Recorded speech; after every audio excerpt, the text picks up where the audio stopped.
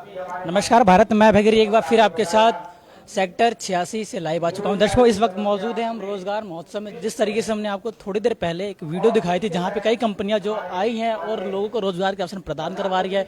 आज हमारे साथ जुड़े हैं विधायक राजेश नागर जी। सुनिए वो क्या कहते हैं।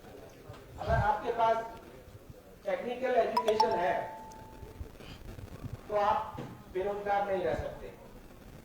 अगर आपको कोई रोजगार भी नहीं मिलता तो अपना कोई व्यवसाय, अपना छोटा मोटा कोई काम भी कर सकते हैं। तो उसी के तहत एक रोजगार मेला आज लगाया गया,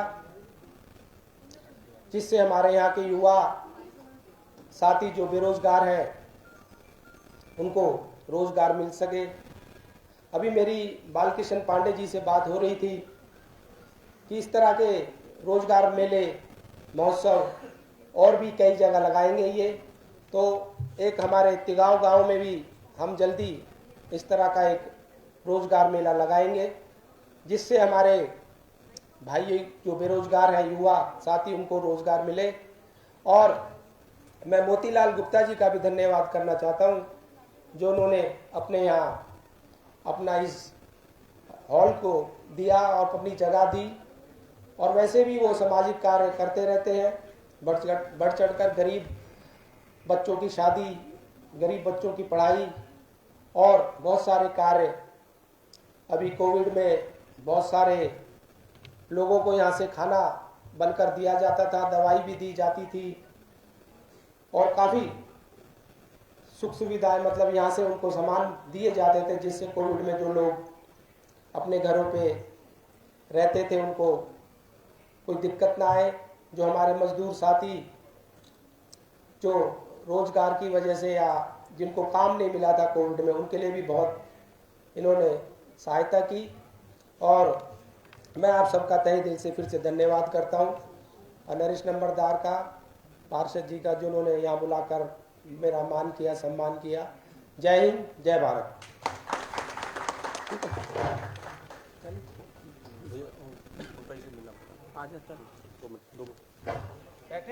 हाँ, अभी ये एससी मोर्चा की तरफ से रोजगार महोत्सव था और मोतीलाल गुप्ता जी जो सबसे बड़ा योगदान इस क्षेत्र की उन्नत प्रगति में जिनका जाता है, ऐसे हमारे बीच में इस तरीके से दर्शकों आपने देखा कि जो राजेश नागर विधायक जी है जो यहाँ के आज यहाँ पे पहुंचे और रोजगार महोत्सव का जो शुभारंभ आज हुआ बहुत ही अच्छा हुआ। और जो हमारे राजेश नागर जी हैं, आइए हम इनसे वार्तालाप भी करेंगे और जानेंगे कि रोजगार मेले का जो आयोजन हुआ है उनको लेके आज विधायक जी का क्या कहना है।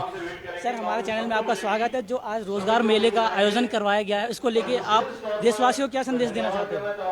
देखो, हमारे प्रदेश सरकार भी और हमारे देश की सरकार भी, माननीय मुख्यमंत्री मनोहर लाल जी और हमारे माननीय प्रधानमंत्री नरेंद्र मोदी जी का एक बीड़ा उठा रखा है कि भाई हमारा कोई भी युवा, कोई भी बेरोजगार ना रहे, सबको रोजगार मिले।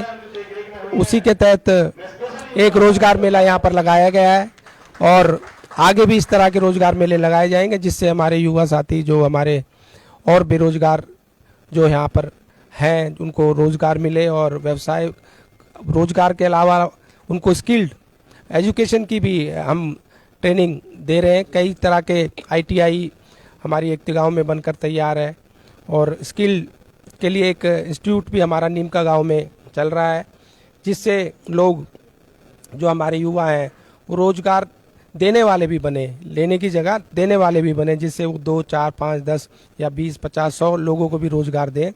और इसी तरह के मेले हम आगे भी लगाते रहेंगे। कंपनी कौन कौन सी आई? मिंडा है, SKH है। ये बताइए। देखिए, there are 15+ companies there. Actually इसमें मिंडा है, SKH है, आपका कैलिबर HR है, इसके अलावा वीडियोकॉन्स भी है, फिलिप्स है, सोनी है। इसके अलावा हमने जो कंपनीज रखी है वो ITTF रखी है और TCS भी है इसमें। इसके अलावा हम गूगल और फेसबुक, इन दोनों कंपनीज में है, बट ये थर्ड पार्टी पेरोल पे कंपनीज हायर कर रही हैं। और इसके अलावा TMT कंपनीज हैं। तो और भी कंपनीज हैं हमारे पास, जिसमें एयरटेल भी है, आपका क्वेस्ट कॉरपोरेशंस भी है, इसके अलावा हमारे पास टीम लीज भी है, लेकिन टीम लीज जो है बेसिकली थर्ड पार्टी पेरोल पे रखती है, इसलिए अभी हमने टीम लीज को ऑप्शनल पे रखा हुआ है। अगर सर वैकेंसी की बात करें, कौन कौन सी वैकेंसी है, जैसे एचआर में है, अकाउंट में है? देखिए मैं बता देता हूँ, हमारे पास तकरीबन 12 तरह की वैकेंसीज़ हैं, जिसमें नॉन टेक्निकल्स के लिए जो है वो आपका एचआर से रिलेटेड, एचआर ऑपरेशन से रिलेटेड वैकेंसीज़ हैं। इसके अलावा relationship manager, relationship officer, relationship executive type की वैकेंसीज़ हैं, जिसका जो पैकेज है 17,000 से लेके 32,000 है। लेकिन ये CTC है, जैसी जिस कैंडिडेट्स की काबिलियत होगी उसी के अकॉर्डिंग उसको सैलरी इशू कर दी जाएगी। अभी जो हम फॉलो कर रहे हैं वो दिल्ली का मिनिमम वेजेस फॉलो कर रहे हैं। दिल्ली का जो मिनिमम वेजेस है अप्रॉक्सीमेट 18,000 है, 18,000। चाहे बच्चा फरीदाबाद में काम करे या गुड़गांव में काम करे, उसको दिल्ली वेजेस के अकॉर्डिंग ही सैलरीज दी जाएगी। क्योंकि हरियाणा का वेजेस कम है, यूपी का वेजेस भी कम है, इसलिए हम कंसीडर जो कर रहे हैं वो दिल्ली का वेजेस कर रहे हैं। कार्ड कूड के बच्चे के हाथ में जो आता है ये 16,000 समथिंग कुछ आता है। इसमें जो बच्चों को ओपनिंग दी जाती है, इसमें रिलेशनशिप एग्जीक्यूटिव का है, और बैकएंड में जो एडवाइज़र से रिलेटेड पोजीशन है स्पेशली फॉर वुमेंस के लिए, क्योंकि अभी जो हम पावर काम कर रहे हैं वुमेंस एम्पावर और एम्प्लॉयमेंट एनहांसमेंट प्रोग्राम के रूप में कर रहे हैं, जो कि हमारे माननीय प्रधानमंत्री श्री मोदी जी ने शुरू किया था। इसके अकॉर्डिंग हमारी जो मेन भूमिका है वो जैसे फ्रेशर पे ज़्यादा रहती है कि जो ग्रेजुएशन या 10+2 पास आउट करके जो बच्चे अपनी आर्थिक स्थिति के कारण जॉब के लिए विवश होते हैं, तो हम उनको गाइड करते हैं। और इसके लिए हम लोकल अपने जो भी हैं हमारे विधायक जी या उनके जो भी संगठन हैं, इसमें हम उनकी हेल्प लेते हैं। सर एक सवाल है कि जी जब भी रोजगार में होता है जी तो उसमें रोजगार में काफ़ी युवा अपना जाते हैं, जी परंतु अक्सर ये जो आती है बात कि एक महीने जाते हैं उसके बाद उनको नौकरी से हटा दी जाती है, तो क्या ऐसा तो नहीं है कि भाई केवल नाम करने के लिए रोजगार मेला लगाया फिर बाद में उनको हटा दिया जाए? देखिए, जहाँ ये होता होगा इसका तो मुझे नहीं पता जो आप कह रहे हैं, ना ही मैं इस बात से सहमत हूँ, क्योंकि मेरे नोटिस में तो आज तक ये बात आई नहीं। रहा सवाल रोजगार मेले का, तो हमारा मेन उद्देश्य है युवाओं को एग्जैक्ट उनकी योग्यता के अनुसार जॉब प्रोवाइड करना। पहली चीज़, इसमें मैं विधायक जी या जो भी संगठन है, we are the mediator and we are the facilitator. हम लोग उनको एक जॉब प्रोवाइड करा सकते हैं। आप जो बात कर रहे हैं उसमें दो चीज़ होती है। पहला तो ये हम कॉन्ट्रैक्चुअल जॉब नहीं दिलाते, जो भी जॉब होंगी कंपनी के पेरोल पे होंगी, पहली चीज़। दूसरी चीज़, किसी भी कैंडिडेट्स को जब ज्वाइनिंग होती है उसको बाकायदा उसको ऑफर लेटर रिलीज़ होता है, और जब वो ज्वाइन करता है तो उसको अपॉइंटमेंट लेटर दिया जाता है। अब तीसरी चीज़ ये आती है, मान लीजिए किसी कैंडिडेट्स ने डॉक्यूमेंट में कुछ और दिखा रखा है, उसके पास डॉक्यूमेंट होते नहीं हैं, क्योंकि कंपनीज़ की जो वेरिफिकेशन होती है वो डेढ़ महीना तक चलती है, 1.5 से 2 महीना तक, और 6 मंथ तक किसी भी एम्प्लॉयज़ को प्रोविजन पीरियड पे रखा जाता है एज पर द कंप्लाइंसेस। आप ये रूल रेगुलेशन पढ़ सकते हैं बड़ी कंपनीज में। हमारा मेन जो उद्देश्य होता है, हम किसी भी कंपनीज में 3 चीज़ें फॉलो करते हैं।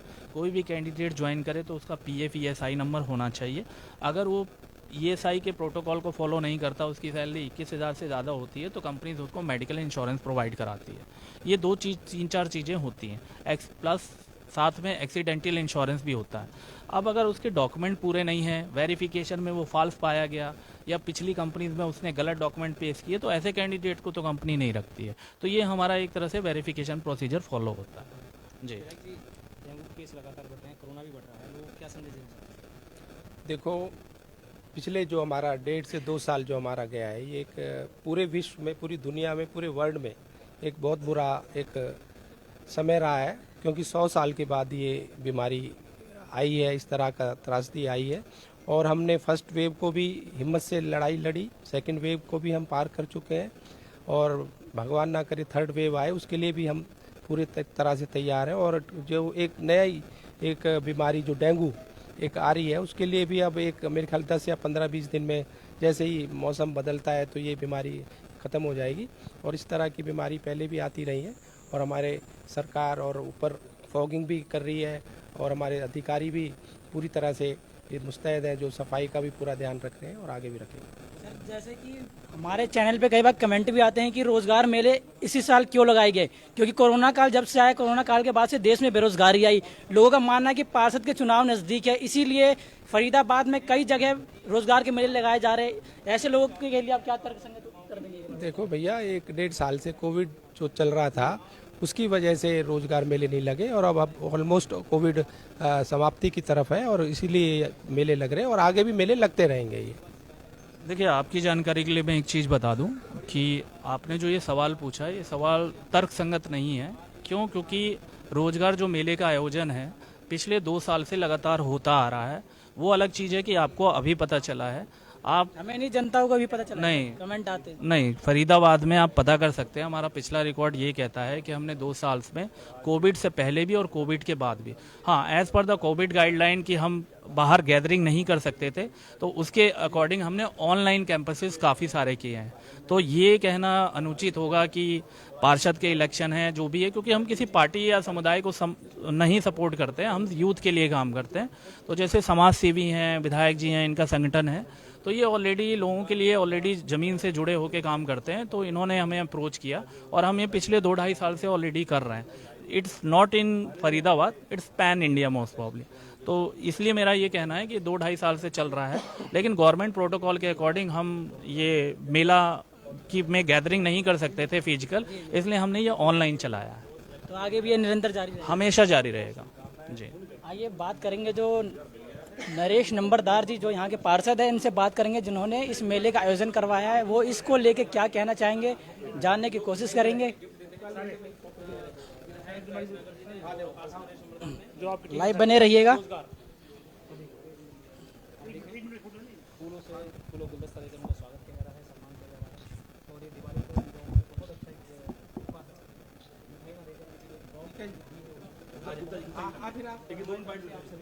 इस तरीके से आप देख रहे हैं कि यहाँ पे जितने भाजपा के कार्यकर्ता है यहाँ पे मौजूद है, और किस तरीके से राजेश नागर जी का स्वागत किया गया, गुलदस्ता दिया गया, और रोजगार मेले की जो रौनक है इस पे 4 चांद और जड़ गए किस तरीके से। आइए जानते हैं जो नरेश जी हैं क्या कहना चाहेंगे। नरेश जी, जैसे विधायक जी के आने से जो ये रोजगार मेला लगा, यहाँ पे 4 चांद जड़ गए, तो राजेश नागर जी को आप क्या कहना चाहेंगे? देखिए, राजेश नागर जी मेरे बड़े भाई हैं, उनका तो आशीर्वाद मुझे पहले से प्राप्त है। बाकी अनुसूचित जाति मोर्चा की तरफ से आज ये यहाँ रोजगार मेले का प्रोग्राम किया गया, जिसमें हमारे जो है एससी मोर्चा के सारे कार्यकर्ता यहाँ उपस्थित थे, क्षेत्र के सारे लोग यहाँ उपस्थित हैं, और हमारे योगेश तंवर जी जो प्रदेश उपाध्यक्ष है, हमारे जिला प्रभारी, वो भी उपस्थित है। 250 बंदों का लगभग यहाँ इंटरव्यू अभी तक हुआ है, अभी और भी बैठे हुए हैं। 125 से 150 बंदों की अपॉइंटमेंट हो चुकी है। तो रोजगार उन्हें दिवाली के उपलक्ष्य में मिला है, तो उनको बहुत बहुत शुभकामनाएं। हमने लाइव में इंटरव्यू भी लिया था, जनताओं से यहाँ पे मौजूद थे, आपके वार्ड के जनता मौजूद थे। हमने पूछा कि नरेश नंबरदार जी के बारे में लाइव में ही बताएं, तो उन्होंने आपकी तारीफ की कि वो वार्ड में सक्रिय रहते हैं, वार्ड के जो मुद्दे उसको उठाते हैं। तो आपका क्या कहना है इसको? देखिए, मेरा काम है भारतीय जनता पार्टी की रीति और नीति और संस्कारों पर कार्य करना है, और जो व्यक्ति भारतीय जनता पार्टी की रीति नीति संस्कार पे कार्य करेगा, डेफिनेटली वो जो है जमीन स्तर पे जो है लोग उसको देखते हैं, उसका मापदंड क्लियर होता है। तो ऐसी कोई दिक्कत नहीं है। ये आभार है उस जनता का, देवी तुल्य जनता का, जिन्होंने मुझे आशीर्वाद दिया, जो इतना सम्मान देते हैं। मैं उनको सदैव आभार व्यक्त करता हूँ और हमेशा करता रहूंगा। धन्यवाद। इस तरीके से दर्शकों आपने देखा कि यहाँ पे जो पार्षद नरेश नंबरदार जी हैं, यहाँ पे विधायक नागर जी का भी स्वागत किया गया, और किस तरीके से जो रोजगार मेले का आयोजन था सफल रहा, और 190 के करीब जो लोग हैं उनको रोजगार के अवसर प्रदान करवाए गए। और भी यहाँ पे जो कैंडिडेट है देख सकते हैं आप कैमरे के माध्यम से बैठे हुए, इनको भी रोजगार के अवसर जल्द ही जल्द प्रदान करवाए जाएंगे, क्योंकि हमारा हरियाणा अब बेरोजगारों की संख्या को कम करने के लिए रोजगार मेले का आयोजन लगातार राज्य में करवा रहा है। हर जिले में रोजगार मेले का आयोजन करवाया जा रहा है, ताकि बेरोजगारी की संख्याओं में कमी लाया जा सके और देश का विकास किया जा सके। इसी के साथ जुड़े रहिएगा। मैं भैगिरी गोस्वामी, एन भारत न्यूज़, फरीदाबाद। जय हिंद, जय भारत।